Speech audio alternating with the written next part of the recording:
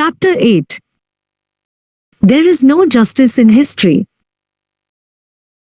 Understanding human history in the millennia following the agricultural revolution boils down to a single question: how did humans organize themselves in mass cooperation networks when they lacked the biological instincts necessary to sustain such networks?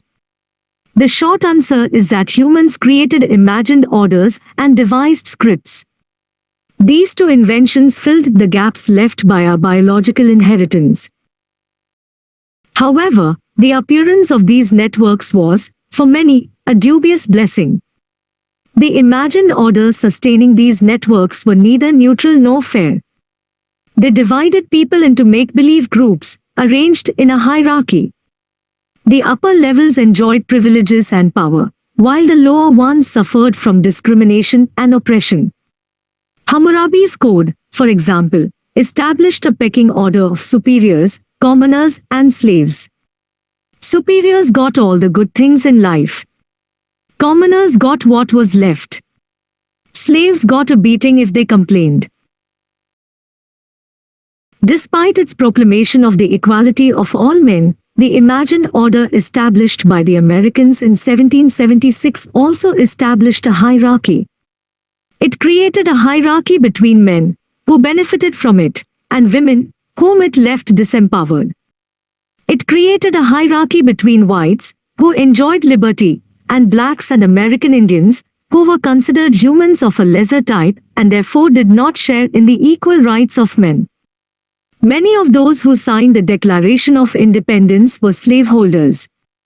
They did not release their slaves upon signing the Declaration, nor did they consider themselves hypocrites. In their view, the rights of men had little to do with Negroes. The American order also consecrated the hierarchy between rich and poor. Most Americans at that time had little problem with the inequality caused by wealthy parents passing their money and businesses on to their children. In their view, equality meant simply that the same laws applied to rich and poor. It had nothing to do with unemployment benefits, integrated education, or health insurance. Liberty, too, carried very different connotations than it does today. In 1776, it did not mean that the disempowered, certainly not blacks or Indians or, God forbid, women, could gain and exercise power. It meant simply that the state could not, except in unusual circumstances, confiscate a citizen's private property or tell him what to do with it. The American order thereby upheld the hierarchy of wealth, which some thought was mandated by God and others viewed as representing the immutable laws of nature. Nature, it was claimed, rewarded merit with wealth while penalizing indolence. All the above-mentioned distinctions, between free persons and slaves, between whites and blacks, between rich and poor, are rooted in fictions. The hierarchy of men and women will be discussed later. Yet it is an iron rule of history that every imagined hierarchy disavows its fictional origins and claims to be natural and inevitable. For instance, many people who have viewed the hierarchy of free persons and slaves as natural and correct have argued that slavery is not a human invention. Hammurabi saw it as ordained by the gods. Aristotle argued that slaves have a slavish nature whereas free people have a free nature. Their status in society is merely a reflection of their innate nature.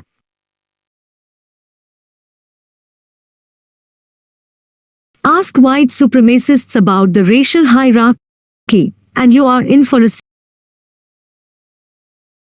pseudoscientific lecture concerning the biological differences between the races. You are likely to be told that there is something in Caucasian blood or genes that makes whites naturally more intelligent, moral, and hardworking. Ask a die-hard capitalist about the hierarchy of wealth, and you are likely to hear that it is the inevitable outcome of objective differences in abilities. The rich have more money, in this view, because they are more capable and diligent. No one should be bothered, then, if the wealthy get better health care, better education, and better nutrition. The rich richly deserve every perk they enjoy. Hindus who adhere to the caste system believe that cosmic forces have made one caste superior to another. According to a famous Hindu creation myth, the gods fashioned the world out of the body of a primeval being, the Purusha. The sun was created from the Purusha's eye, the moon from the Purusha's brain, the Brahmins, priests, from its mouth, the Kshatriyas, warriors, from its arms, the Vaishyas, peasants and merchants, from its thighs, and the Shudras, servants, from its legs. Accept this explanation and the socio-political differences between Brahmins and Shudras are as natural and eternal as the differences between the sun and the moon. The ancient Chinese believed that when the goddess Nu created humans from earth, she needed aristocrats from fine yellow soil, whereas commoners were formed from brown mud. Yet, to the best of our understanding, these hierarchies are all the product of human imagination. Brahmins and Shudras were not really created by the gods from different body parts of a primeval being. Instead, the distinction between the two castes was created by laws and norms invented by humans in northern India about 3000 years ago. Contrary to Aristotle, there is no known biological difference between slaves and free people. Human laws and norms have turned some people into slaves and others into masters. Between blacks and whites there are some objective biological differences, such as skin color and hair type, but there is no evidence that the differences extend to intelligence or morality.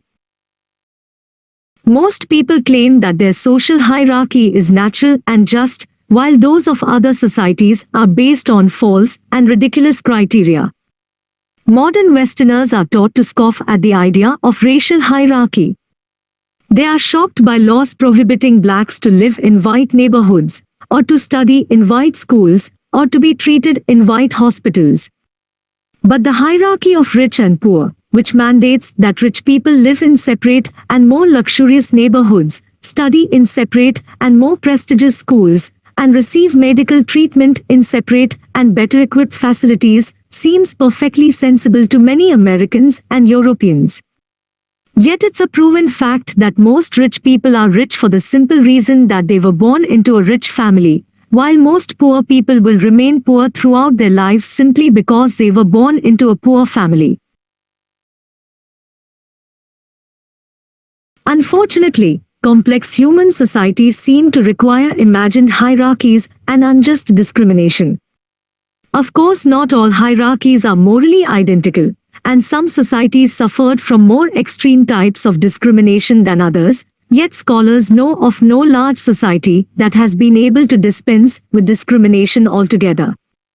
Time and again people have created order in their societies by classifying the population into imagined categories, such as superiors, commoners and slaves, whites and blacks, patricians and plebeians, Brahmins and Shudras, or rich and poor. These categories have regulated relations between millions of humans by making some people legally, politically, or socially superior to others. Hierarchies serve an important function. They enable complete strangers to know how to treat one another without wasting the time and energy needed to become personally acquainted. In George Bernard Shaw's Pygmalion, Henry Higgins doesn't need to establish an intimate acquaintance with Eliza Doolittle in order to understand how he should relate to her. Just hearing her talk tells him that she is a member of the underclass with whom he can do as he wishes, for example, using her as a pawn in his bed to pass off a flower girl as a duchess. A modern Eliza working at a florist's needs to know how much effort to put into selling roses and gladiola to the dozens of people who enter the shop each day. She can't make a detailed enquiry into the tastes and wallets of each individual. Instead, she uses social cues, the way the person is dressed, his or her age, and if she's not politically correct, his skin color. That is how she immediately distinguishes between the accounting firm partner who's likely to place a large order for expensive roses and a messenger boy who can only afford a bunch of daisies. Of course, differences in natural abilities also play a role in the formation of social distinctions. But such diversities of aptitudes and character are usually mediated through imagined hierarchies. This happens in two important ways. First and foremost, most abilities have to be nurtured and developed. Even if somebody is born with a particular talent, that talent will usually remain latent if it is not fostered, honed and exercised. Not all people get the same chance to cultivate and refine their abilities. Whether or not they have such an opportunity will usually depend on their place within their society's imagined hierarchy.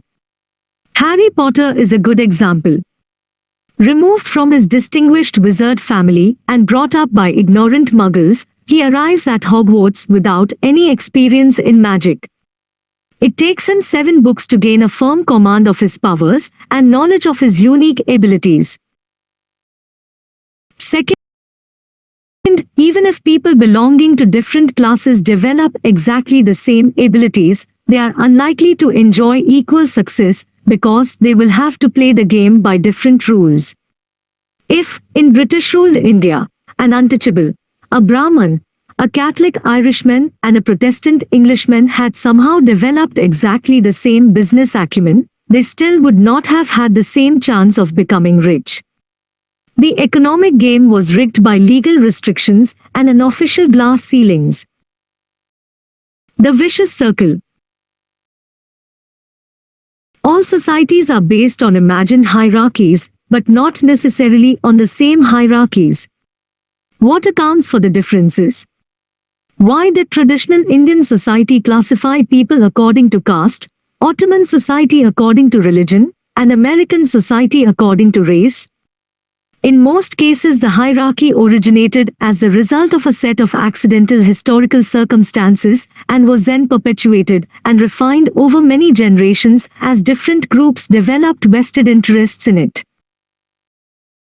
For instance, many scholars surmise that the Hindu caste system took shape when Indo-Aryan people invaded the Indian subcontinent about 3,000 years ago, subjugating the local population. The invaders established a stratified society, in which they, of course, occupied the leading positions, priests and warriors, leaving the natives to live as servants and slaves. The invaders, who were few in number, feared losing their privileged status and unique identity. To forestall this danger, they divided the population into castes, each of which was required to pursue a specific occupation or perform a specific role in society. Each had different legal status, privileges, and duties. Mixing of castes, social interaction, marriage, even the sharing of meals was prohibited. And the distinctions were not just legal, they became an inherent part of religious mythology and practice. The rulers argued that the caste system reflected an eternal cosmic reality rather than a chance historical development. Concepts of purity and impurity were essential elements in Hindu religion, and they were harnessed to buttress the social pyramid. Pious Hindus were taught that contact with members of a different caste could pollute not only them personally, but society as a whole, and should therefore be abhorred. Such ideas are hardly unique to Hindus.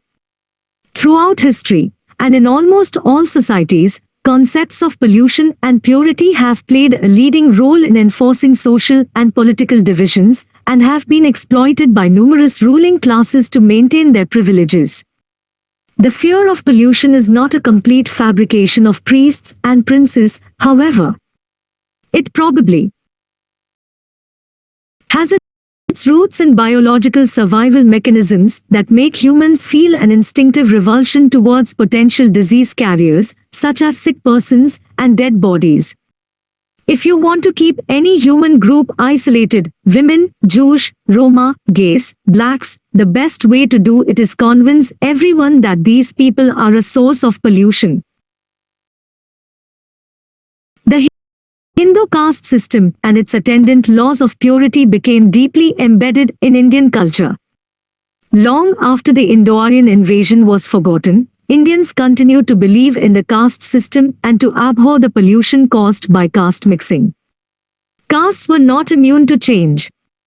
In fact, as time went by, large castes were divided into subcastes.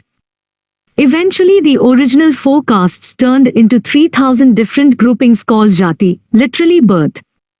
But this proliferation of castes did not change the basic principle of the system, according to which every person is born into a particular rank, and any infringement of its rules pollutes the person and society as a whole. A person's jati determines her profession, the food she can eat, her place of residence, and her eligible marriage partners.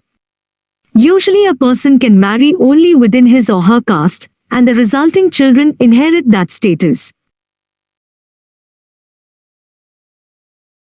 Whenever a new profession developed or a new group of people appeared on the scene, they had to be recognized as a caste in order to receive a legitimate place within Hindu society.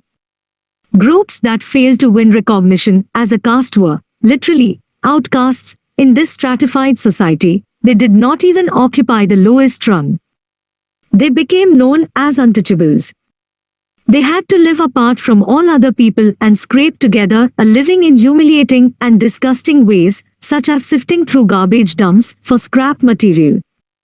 Even members of the lowest caste avoided mingling with them, eating with them, touching them, and certainly marrying them. In modern India, matters of marriage and work are still heavily influenced by the caste system, despite all attempts by the democratic government of India to break down such distinctions and convince Hindus that there is nothing polluting in caste mixing. Purity in America. A similar vicious circle perpetuated the racial hierarchy in modern America. From the 16th to the 18th century, the European conquerors imported millions of African slaves to work the mines and plantations of America. They chose to import slaves from Africa rather than from Europe or East Asia due to 3 circumstantial factors. Firstly, Africa was closer, so it was cheaper to import slaves from Senegal than from Vietnam. Secondly, in Africa there already existed a well-developed slave trade, exporting slaves mainly to the Middle East, whereas in Europe slavery was very rare. It was obviously far easier to buy slaves in an existing market than to create a new one from scratch. Thirdly, and most importantly, American plantations in places such as Virginia, Haiti and Brazil were plagued by malaria and yellow fever, which had originated in Africa.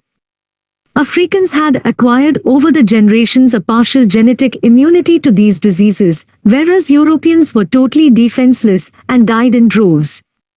It was consequently wiser for a plantation owner to invest his money in an African slave than in a European slave or indentured laborer. Paradoxically, genetic superiority, in terms of immunity, translated into social inferiority. Precisely because Africans were fitter in tropical climates than Europeans, they ended up as the slaves of European masters. Due to these circumstantial factors, the burgeoning new societies of America were to be divided into a ruling caste of white Europeans and a subjugated caste of black Africans. But people don't like to say that they keep slaves of a certain race or origin simply because it's economically expedient. Like the iron conquerors of India, white Europeans in the Americas wanted to be seen not only as economically successful but also as pious, just and objective. Religious and scientific myths were pressed into service to justify this division. Theologians argued that Africans descend from Ham, son of Noah, saddled by his father with the curse that his offspring would be slaves.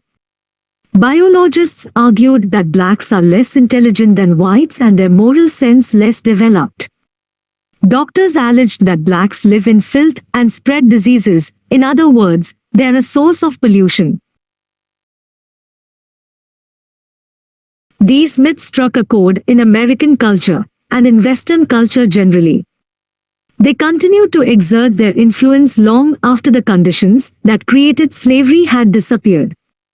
In the early 19th century, Imperial Britain outlawed slavery and stopped the Atlantic slave trade. and in the decades that followed, slavery was gradually outlawed throughout the American continent. Notably, this was the first and only time in history that slave-holding societies voluntarily abolished slavery. But, even though the slaves were freed, the racist myths that justified slavery persisted. Separation of the races was maintained by racist legislation and social custom. The result was a self-reinforcing cycle of cause and effect, a vicious circle. Consider, for example, the southern United States immediately after the Civil War. In 1865, the 13th Amendment to the U.S. Constitution outlawed slavery, and the 14th Amendment mandated that citizenship and the equal protection of the law could not be denied on the basis of race. However, 2 centuries of slavery meant that most black families were far poorer and far less educated than most white families. A black person born in Alabama in 1865 thus had much less chance of getting a good education and a well-paid job than did his white neighbors. His children, born in the 1880s and 1890s, started life with the same disadvantage. They, too, were born to an uneducated, poor family. But economic disadvantage was not the whole story. Alabama was also home to many poor whites who lacked the opportunities available to their better-off racial brothers and sisters. In addition, the Industrial Revolution and the waves of immigration made the United States an extremely fluid society, where rags could quickly turn into riches. If money was all that mattered, the sharp divide between the races should soon have blurred, not least through intermarriage. But that did not happen. By 1865, whites, as well as many blacks, took it to be a simple matter of fact that blacks were less intelligent, more violent and sexually dissolute, lazier and less concerned about personal cleanliness than whites. They were thus the agents of violence, theft, rape and disease, in other words, pollution.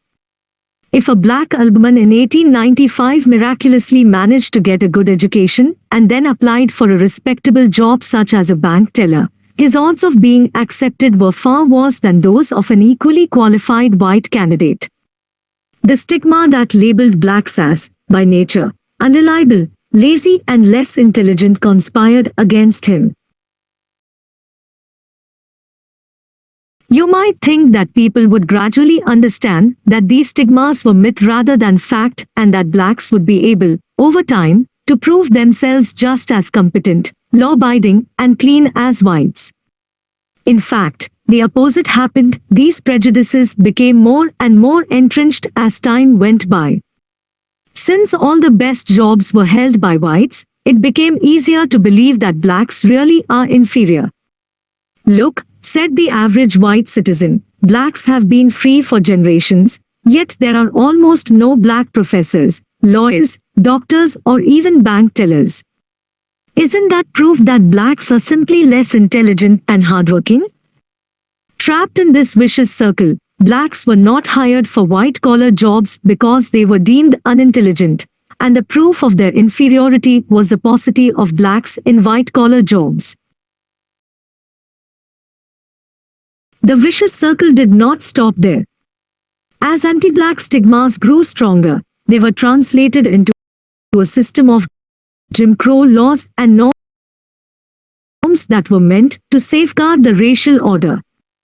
Blacks were forbidden to vote in elections, to study in white schools, to buy in white stores, to eat in white restaurants, to sleep in white hotels. The justification for all of this was that blacks were foul, slothful and vicious, so whites had to be protected from them. Whites did not want to sleep in the same hotel as blacks or to eat in the same restaurant, for fear of diseases. They did not want their children learning in the same school as black children, for fear of brutality and bad influences. They did not want blacks voting in elections, since blacks were ignorant and immoral. These fears were substantiated by scientific studies that proved that blacks were indeed less educated, that various diseases were more common among them, and that their crime rate was far higher. The studies ignored the fact that these facts resulted from discrimination against blacks. By the mid-20th century, segregation in the former Confederate States was probably worse than in the late 19th century. Clennon King, a black student who applied to the University of Mississippi in 1958, was forcefully committed to a mental asylum. The presiding judge ruled that a black person must surely be insane to think that he could be admitted to the University of Mississippi. The vicious circle, a chance historical situation, is translated into a rigid social system.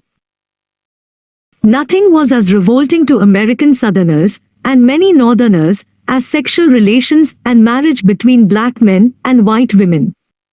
Sex between the races became the greatest taboo, and any violation, or suspected violation, was viewed as deserving immediate and summary punishment in the form of lynching. The Ku Klux Klan, a white supremacist secret society, perpetrated many such killings. They could have taught the Hindu Brahmins a thing or two about purity laws. With time, the racism spread to more and more cultural arenas. American aesthetic culture was built around white standards of beauty. The physical attributes of the white race, for example light skin, fair and straight hair, a small upturned nose, came to be identified as beautiful. Typical black features, dark skin, dark and bushy hair, a flattened nose, were deemed ugly. These preconceptions ingrained the imagined hierarchy at an even deeper level of human consciousness.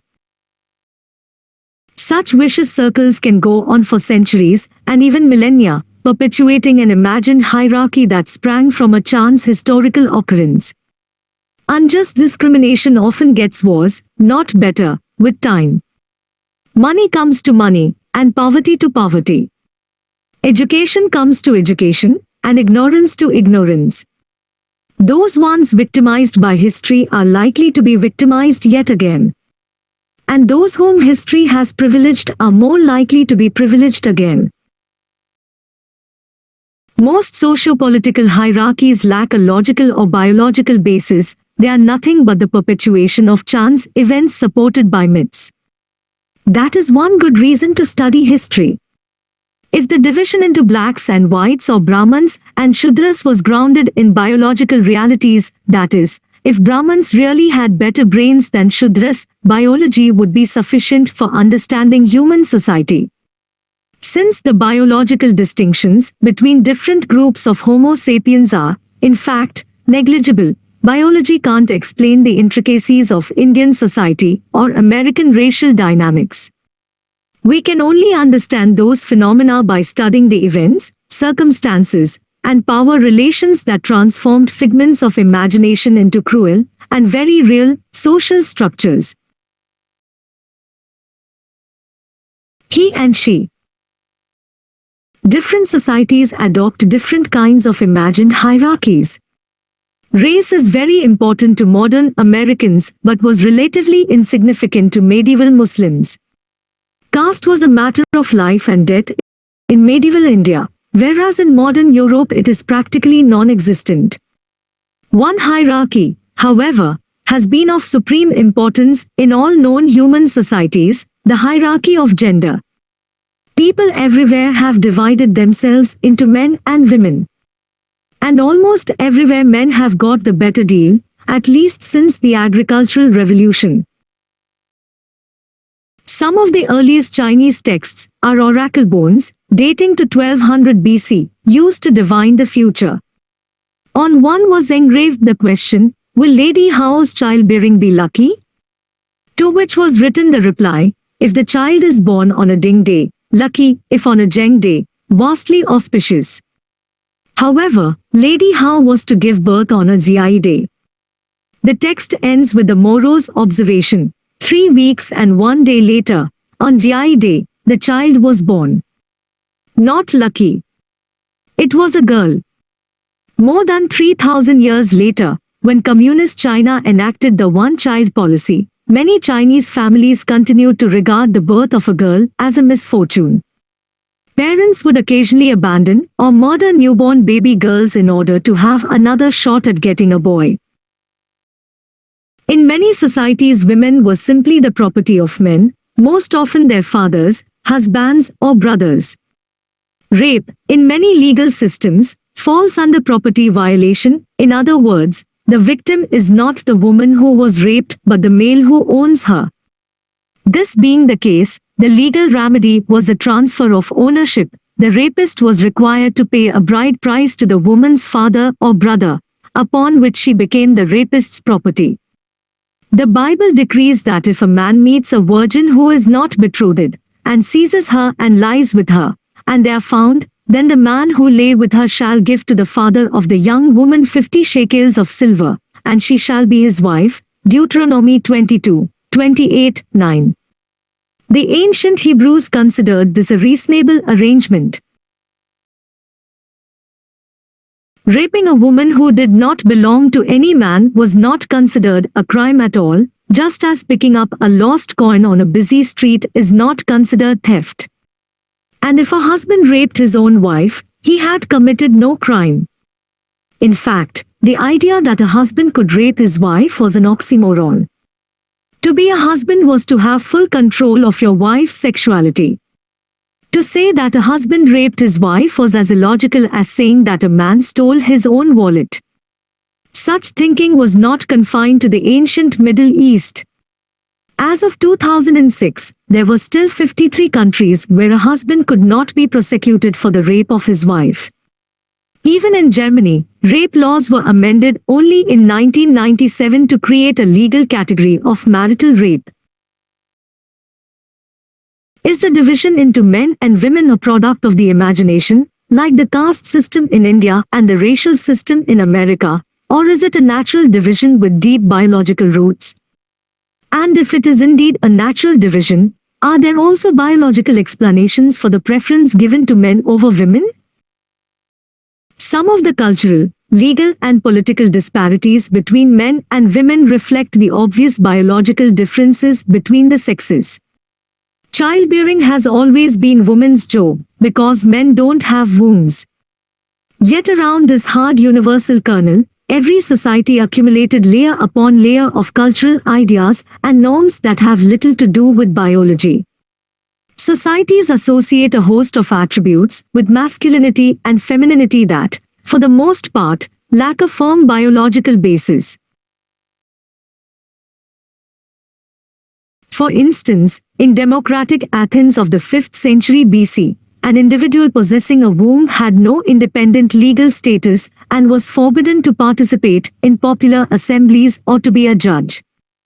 With few exceptions, such an individual could not benefit from a good education, nor engage in business or in philosophical discourse.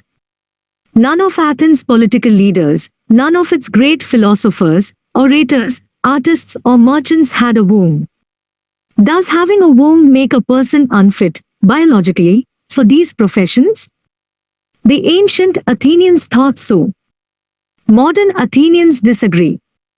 In present-day Athens, women vote, are elected to public office, make speeches, design everything from jewelry to buildings to software, and go to university. Their wombs do not keep them from doing any of these things as successfully as men do. True, they are still underrepresented in politics and business. Only about 12% of the members of Greece's parliament are women. But there is no legal barrier to their participation in politics, and most modern Greeks think it is quite normal for a woman to serve in public office. Many modern Greeks also think that an integral part of being a man is being sexually attracted to women only, and having sexual relations exclusively with the opposite sex. They don't see this as a cultural bias, but rather as a biological reality. Relations between two people of the opposite sex are natural, and between two people of the same sex are natural. In fact, though, Mother Nature does not mind if men are sexually attracted to one another. It's only human mothers steeped in particular cultures who make a scene if their son has a fling with the boy next door. The mother's tantrums are not a biological imperative. A significant number of human cultures have viewed homosexual relations as not only legitimate but even socially constructive. ancient Greece being the most notable example. The Iliad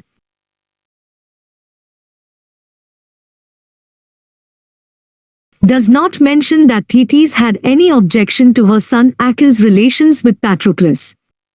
Queen Olympias of Macedon was one of the most temperamental and forceful women of the ancient world, and even had her own husband, King Philip, assassinated. Yet she didn't have a fit when her son, Alexander the Great, brought his lover Hephaestion home for dinner. How can we distinguish what is biologically determined from what people merely try to justify through biological myths? A good rule of thumb is biology enables, culture forbids. Biology is willing to tolerate a very wide spectrum of possibilities. It's culture that obliges people to realize some possibilities while forbidding others. Biology enables women to have children. Some cultures oblige women to realize this possibility. Biology enables men to enjoy sex with one another. Some cultures forbid them to realize this possibility. Culture tends to argue that it forbids only that which is unnatural. But from a biological perspective, nothing is unnatural. Whatever is possible is by definition also natural. A truly unnatural behavior, one that goes against the laws of nature, simply cannot exist, so it would need no prohibition. No culture has ever bothered to forbid men to photosynthesize, women to run faster than the speed of light, or negatively charged electrons to be attracted to each other. In truth, our concepts natural and unnatural are taken not from biology, but from Christian theology. The theological meaning of natural is in accordance with the intentions of the God who created nature. Christian theologians argued that God created the human body, intending each limb and organ to serve a particular purpose. If we use our limbs and organs for the purpose envisioned by God, then it is a natural activity. To use them differently than God intends is unnatural. But evolution has no purpose. Organs have not evolved with a purpose, and the way they are used is in constant flux. There is not a single organ in the human body that only does the job its prototype did when it first appeared hundreds of millions of years ago. Organs evolve to perform a particular function, but once they exist, they can be adapted for other usages as well. Mouths, for example, appeared because the earliest multicellular organisms needed a way to take nutrients into their bodies. We still use our mouths for that purpose, but we also use them to kiss, speak and, if we are Rambo, to pull the pins out of hand grenades. Are any of these uses unnatural simply because our worm-like ancestors 600 million years ago didn't do those things with their mouths? Similarly, wings didn't suddenly appear in all their aerodynamic glory. They developed from organs that served another purpose. According to one theory, insect wings evolved millions of years ago from body protrusions on flightless bugs. Bugs with bums had a larger surface area than those without bums, and this enabled them to absorb more sunlight and thus stay warmer. In a slow evolutionary process, these solar heaters grew larger. The same structure that was good for maximum sunlight absorption, lots of surface area, little weight, also, by coincidence, gave the insects a bit of a lift when they skipped and jumped. Those with bigger protrusions could skip and jump farther. Some insects started using the things to glide, and from there it was a small step to wings that could actually propel the bug through the air. Next time a mosquito buzzes in your ear, accuse her of unnatural behavior. If she were well behaved and content with what God gave her, she'd use her wings only as solar panels. The same sort of multitasking applies to our sexual organs and behavior. Sex first evolved for procreation and courtship rituals as a way of sizing up the fitness of a potential mate. But many animals now put both to use for a multitude of social purposes that have little to do with creating little copies of themselves. Chimpanzees, for example, use sex to cement political alliances, establish intimacy and diffuse tensions. Is that unnatural? Sex and gender. There is little sense, then, in arguing that the natural function of women is to give birth, or that homosexuality is unnatural. Most of the laws, norms, rights and obligations that define manhood and womanhood reflect human imagination more than biological reality. Biologically, humans are divided into males and females.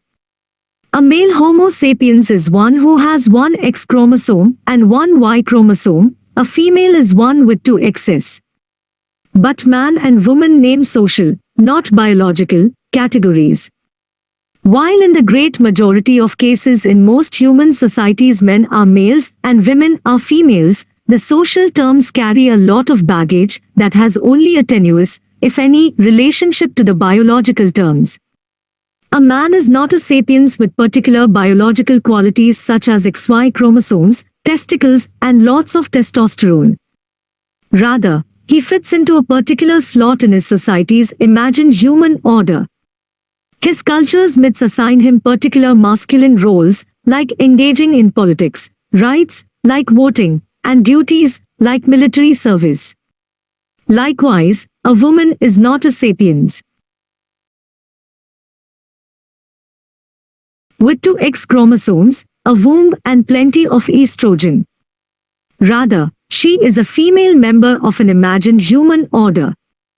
The myths of her society assign her unique feminine roles, raising children, rights, protection against violence, and duties, obedience to her husband. Since myths, rather than biology, define the roles, rights and duties of men and women, the meaning of manhood and womanhood have varied immensely from one society to another. To make things less confusing, scholars usually distinguish between sex, which is a biological category, and gender, a cultural category.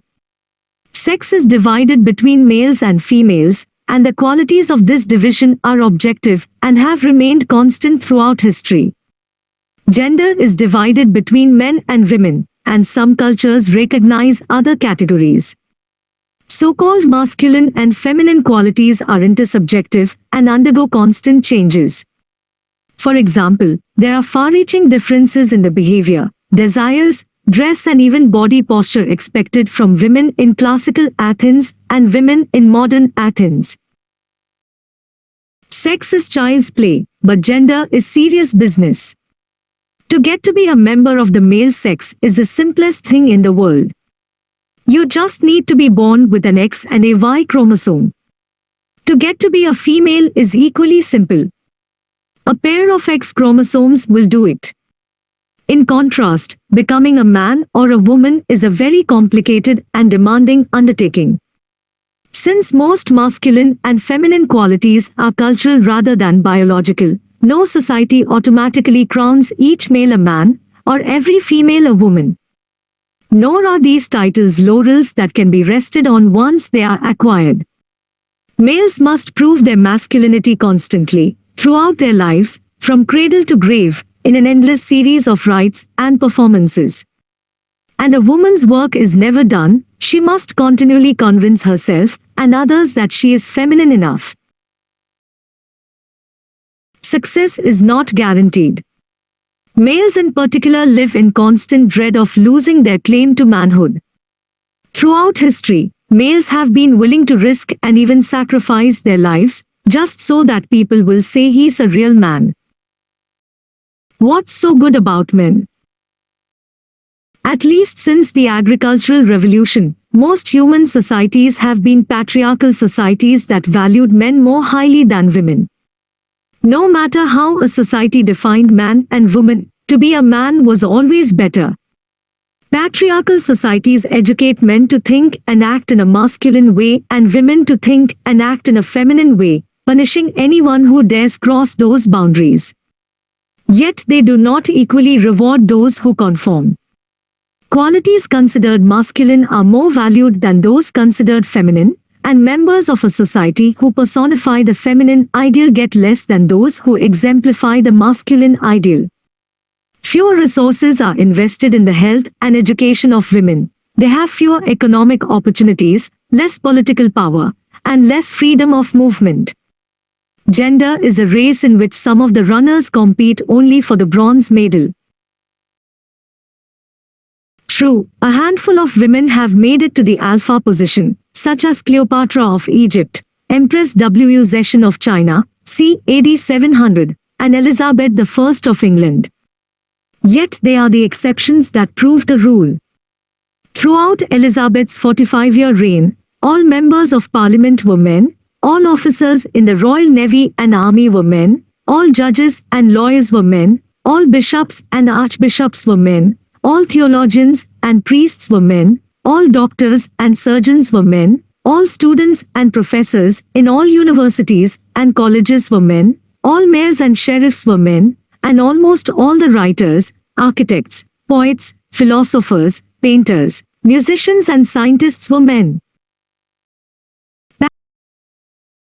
Patriarchy has been the norm in almost all agricultural and industrial societies. It has tenaciously weathered political upheavals, social revolutions, and economic transformations. Egypt, for example, was conquered numerous times over the centuries. Assyrians, Persians, Macedonians, Romans, Arabs, Mamluks, Turks and British occupied it, and its society always remained patriarchal. Egypt was governed by Pharaonic law, Greek law, Roman law, Muslim law, Ottoman law and British law, and they all discriminated against people who were not real men. Since patriarchy is so universal, it cannot be the product of some vicious circle that was kick-started by a chance occurrence. It is particularly noteworthy that even before 1492, most societies in both America and Afroasia were patriarchal, even though they had been out of contact for thousands of years. If patriarchy in Afroasia resulted from some chance occurrence, why were the Aztecs and Incas patriarchal? It is far more likely that even though the precise definition of man and woman varies between cultures, there is some universal biological reason why almost all cultures valued manhood over womanhood. We do not know what this reason is. There are plenty of theories, none of them convincing. Muscle power. The most common theory points to the fact that men are stronger than women, and that they have used their greater physical power to force women into submission. A more subtle version of this claim argues that their strength allows men to monopolize tasks that demand hard manual labor, such as plowing and harvesting. This gives them control of food production, which in turn translates into political clout. There are two problems with this emphasis on muscle power. First, the statement that men are stronger than women is true only on average, and only with regard to certain types of strength. Women are generally more resistant to hunger, disease and fatigue than men. There are also many women who can run faster and lift heavier weights than many men. Furthermore, and most problematically for this theory, women have, throughout history, been excluded mainly from jobs that require little physical effort, such as the priesthood, law and politics, while engaging in hard manual labor in the fields, in crafts and in the household. If social power were divided in direct relation to physical strength or stamina, women should have got far more of it. Even more importantly, there simply is no direct relation between physical strength and social power among humans.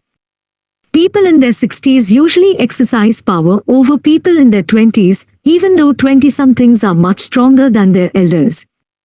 The typical plantation owner in Alabama in the mid-19th century could have been wrestled to the ground in seconds by any of the slaves cultivating his cotton fields. Boxing matches were not used to select Egyptian pharaohs or Catholic popes. In forager societies, political dominance generally resides with the person possessing the best social skills rather than the most developed musculature. In organized crime, the big boss is not necessarily the strongest man. He is Often an older man who very rarely uses his own fists. He gets younger and fitter men to do the dirty jobs for him. A guy who thinks that the way to take over the syndicate is to beat up the Don is unlikely to live long enough to learn from his mistake. Even among chimpanzees, the alpha male wins his position by building a stable coalition with other males and females, not through mindless violence. In fact, human history shows that there is often an inverse relation between physical prowess and social power. In most societies, it's the lower classes who do the manual labor. This may reflect Homo sapiens' position in the food chain. If all that counted were raw physical abilities, sapiens would have found themselves on a middle rung of the ladder. But their mental and social skills placed them at the top.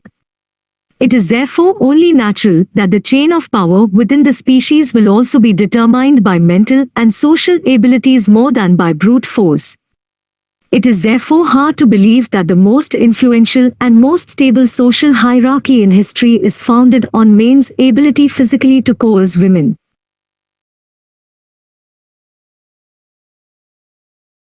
The scum of society. Another theory explains that masculine dominance results not from strength but from aggression. Millions of years of evolution have made men far more violent than women.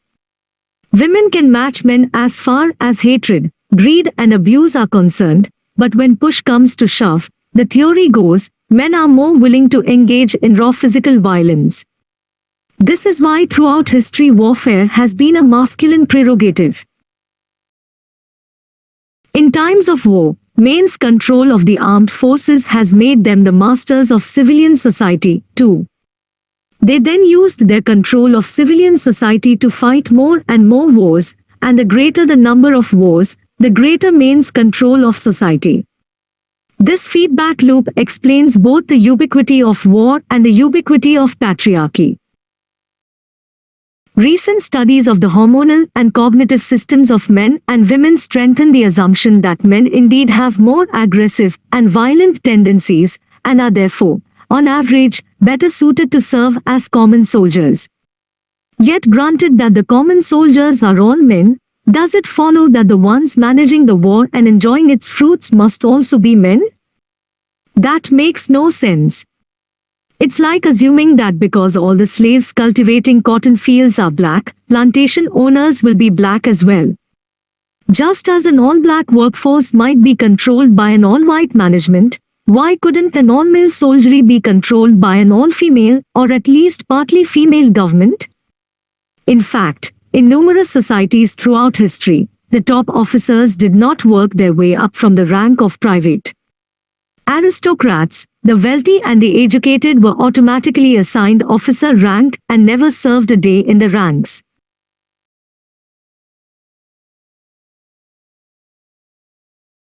When the Duke of Wellington, Napoleon's nemesis, enlisted in the British Army at the age of 18, he was immediately commissioned as an officer. He didn't think much of the plebeians under his command. "We have in the service the scum of the earth as common soldiers," he wrote to a fellow aristocrat during the wars against France. These common soldiers were usually recruited from among the very poorest, or from ethnic minorities, such as the Irish Catholics. Their chances of ascending the military ranks were negligible. The senior ranks were reserved for dukes, princes, and kings. But why only for dukes, and not for duchesses? The French Empire in Africa was established and defended by the sweat and blood of Senegalese, Algerians, and working-class Frenchmen. The percentage of well-born Frenchmen within the ranks was negligible. Yet the percentage of well-born Frenchmen within the small elite that led the French army, ruled the empire, and enjoyed its fruits was very high. Why just Frenchmen, and not French women? In China there was a long tradition of subjugating the army to the civilian bureaucracy, so mandarins who had never held a sword often ran the wars. "You do not waste good iron to make nails," went a common Chinese saying, meaning that really talented people join the civil bureaucracy, not the army. Why, then, were all of these mandarins men? One can't reasonably argue that their physical weakness or low testosterone levels prevented women from being successful mandarins, generals, and politicians. In order to manage a war, you surely need stamina, but not much physical strength or aggressiveness. Wars are not a pub brawl. They are very complex projects that require an extraordinary degree of organization, cooperation, and appeasement.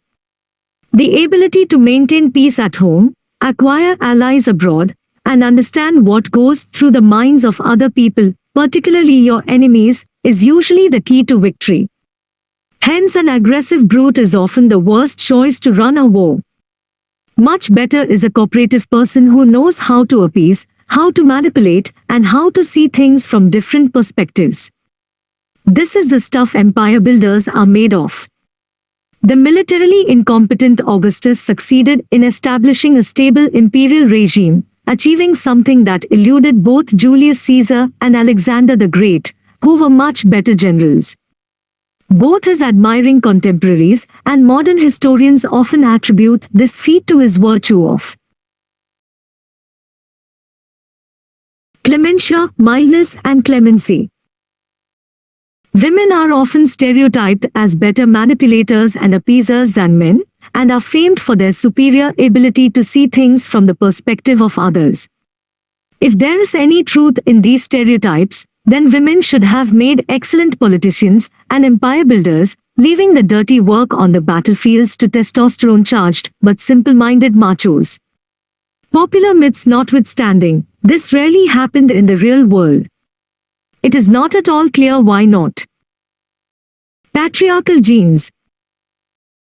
A third type of biological explanation gives less importance to brute force and violence, and suggests that through millions of years of evolution, men and women evolved different survival and reproduction strategies. As men competed against each other for the opportunity to impregnate fertile women, an individual's chances of reproduction depended above all on his ability to outperform and defeat other men. As time went by, the masculine genes that made it to the next generation were those belonging to the most ambitious, aggressive, and competitive men. A woman, on the other hand, had no problem finding a man willing to impregnate her. However, if she wanted her children to provide her with grandchildren, she needed to carry them in her womb for 9 arduous months, and then nurture them for years. During that time she had fewer opportunities to obtain food, and required a lot of help.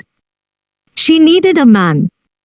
In order to ensure her own survival and the survival of her children, the woman had little choice but to agree to whatever conditions the man stipulated so that he would stick around and share some of the burden. As time went by, the feminine genes that made it to the next generation belonged to women who were submissive caretakers. Women who spent too much time fighting for power did not leave any of those powerful genes for future generations. The result of these different survival strategies, so the theory goes, is that men have been programmed to be ambitious and competitive, and to excel in politics and business, whereas women have tended to move out of the way and dedicate their lives to raising children. But this approach also seems to be belied by the empirical evidence.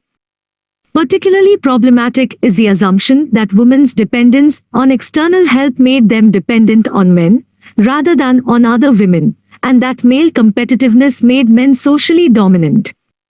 There are many species of animals, such as elephants and bonobo chimpanzees, in which the dynamics between dependent females and competitive males results in a matriarchal society. Since females need external help, they are obliged to develop their social skills and learn how to cooperate and appease. They construct all-female social networks that help each member raise her children. Males, meanwhile, spend their time fighting and competing. Their social skills and social bonds remain underdeveloped. Bonobo and elephant societies are controlled by strong networks of cooperative females, while the self-centered and uncooperative males are pushed to the sidelines. Though bonobo females are weaker on average than the males, the females often gang up to beat males who overstep their limits. If this is possible among bonobos and elephants, why not among Homo sapiens? Sapiens are relatively weak animals, whose advantage rests in their ability to cooperate in large numbers. If so, we should expect that dependent women, even if they are dependent on men, would use their superior social skills to cooperate to outmaneuver and manipulate aggressive, autonomous, and self-centered men. How did it happen that in the one species whose success depends above all on cooperation, individuals who are supposedly less cooperative, men, control individuals who are supposedly more cooperative, women? At present, we have no good answer. Maybe the common assumptions are just wrong. Maybe males of the species Homo sapiens are characterized not by physical strength, aggressiveness, and competitiveness, but rather by superior social skills and a greater tendency to cooperate. We just don't know. What we do know, however, is that during the last century gender roles have undergone a tremendous revolution. More and more societies today not only give men and women equal legal status, political rights, and economic opportunities, but also completely rethink their most basic conceptions of gender and sexuality. Though the gender gap is still significant, events have been moving at a breathtaking speed. At the beginning of the 20th century, the idea of giving voting rights to women was generally seen in the USA as outrageous. The prospect of a female cabinet secretary or Supreme Court justice was simply ridiculous, whereas homosexuality was such a taboo subject that it could not even be openly discussed. At the beginning of the 21st century, women's voting rights are taken for granted. Female cabinet secretaries are hardly a cause for comment, and in 2013 5 U.S. Supreme Court justices, 3 of them women, decided in favor of legalizing same-sex marriages, overruling the objections of 4 male justices.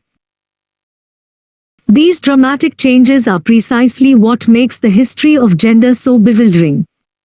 If, as is being demonstrated today so clearly, the patriarchal system has been based on unfounded myths rather than on biological facts, what accounts for the universality and stability of this system?